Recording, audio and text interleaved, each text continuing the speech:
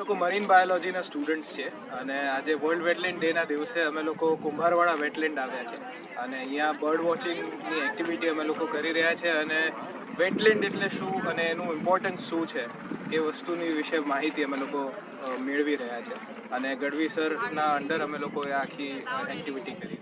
Today is the World Wetland Day, 2nd February 2025. Every year, the Wetlands International and United Nations Environment Program, they celebrate World Wetland Day everywhere across the world.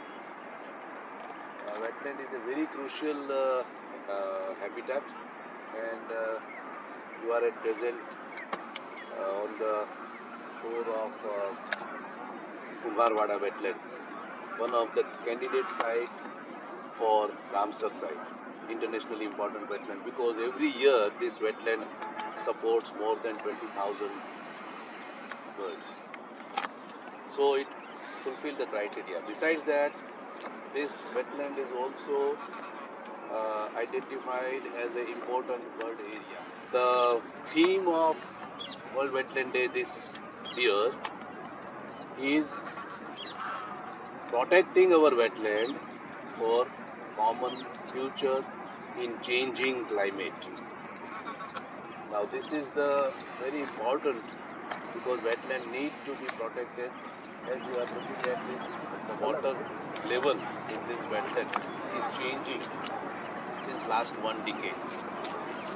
આ wetland પર આપણે લગભગ એકાદ કલાકથી આવ્યા છીએ. તમે જોયું હશે કે આ વેટલેન્ડ છે એ માર્શી વેજીટેશનવાળું છે, એટલે વેટલેન્ડ ટાઈપ છે, આપણે એને માર્શલેન્ડ કહી શકીએ. અને માર્શલેન્ડ વેટલેન્ડની અંદર ગ્રેઝિંગ ડક છે એ બહુ પ્રોમિનન્ટ હોય. અહીંયા આગળ આપણે દેખાય છે આપણી આજુબાજુમાં બાર હેડેડ ગીઝ અને ગ્રેલેગ ગીઝ એ ખૂબ મોટા પ્રમાણમાં છે. ગ્રેલેગ ગીઝની સંખ્યા લગભગ ઓલમોસ્ટ 1000 જેટલી થવા જાય છે. બાર હેડેડ ગીઝની સંખ્યા લગભગ 300ની આજુબાજુ દેખાય છે. ગીઝ છે, ખાસ કરીને બાર હેડેડ ગીઝ છે એ ખૂબ ઊંચાઈ ઉપર ઉડનારું બર્ડ છે. ગ્રેઝિંગ ડકની એક ટાઈપ છે, એટલા માટે અહીંયા આગળ નાના ઘાસના શૂટ્સ ખાવા માટે અહીંયા આવે છે.